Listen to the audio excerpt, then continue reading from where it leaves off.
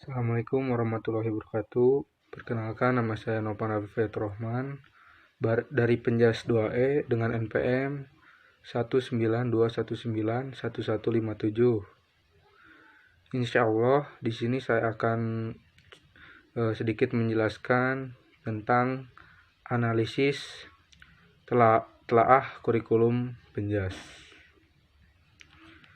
Langsung saja pada materinya. Yang pertama yaitu apa itu kurikulum. Kata kurikulum berasal dari bahasa Latin yaitu curere, yang artinya lapangan perlombaan lari. Dalam bahasa Perancis dikenal sebagai carter, berarti turun atau berlari. Secara terminologi, kurikulum berarti suatu program pendidikan yang berisikan berbagai bahan ajar dan pengalaman belajar yang diprogramkan.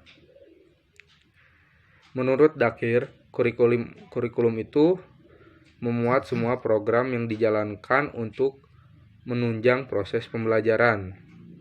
Sedangkan menurut Suryo Broto dalam bukunya Manajemen Pendidikan di Sekolah menerangkan bahwa kurikulum adalah segala pengalaman pendidikan yang diberikan oleh sekolah kepada seluruh anak didiknya, baik dilakukan di dalam sekolah maupun di luar sekolah.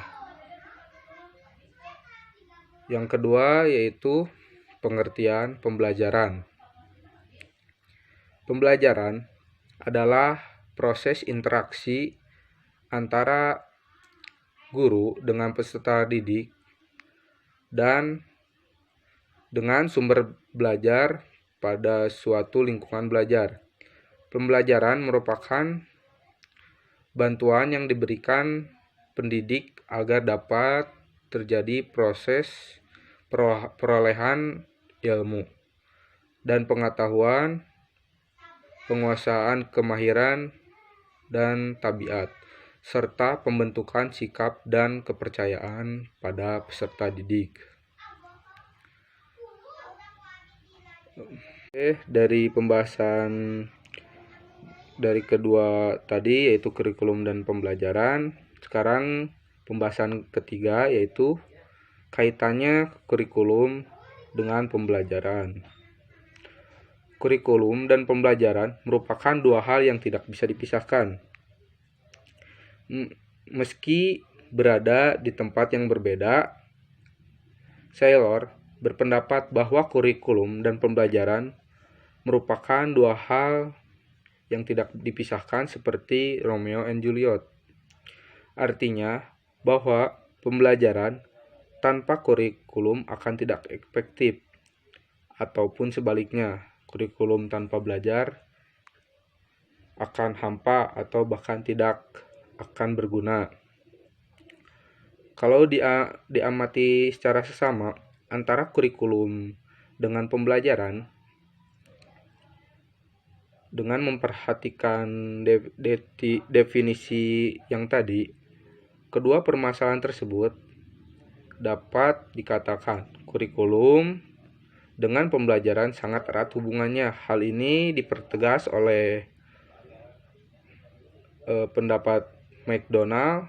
Menurutnya, sistem persekolahan terbentuk atas 4 subtensi, yaitu mengajar merupakan kegiatan atau perlakuan profesional yang diberikan oleh guru kepada peserta didik. Kedua, belajar merupakan kegiatan atau upaya yang dilakukan siswa sebagai respon terhadap kegiatan mengajar. Yang ketiga, pembelajaran adalah keseluruhan pertautan kegiatan yang memungkinkan dan berkenaan dengan terjadinya interaksi belajar mengajar. Yang keempat, kurikulum merupakan suatu rencana yang memberi pedoman atau pegangan dalam proses kegiatan belajar mengajar.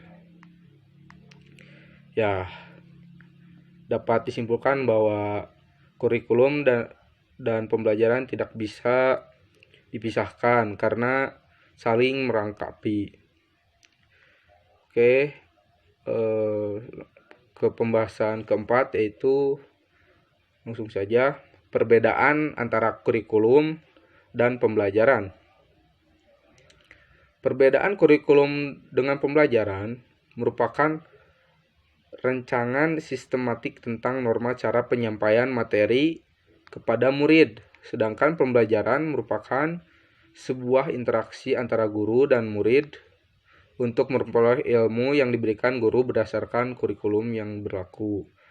Oke, jadi kurikulum itu merupakan rancangan sistematikanya, sedangkan belajar adalah sebuah interaksi antara murid dengan peserta didik.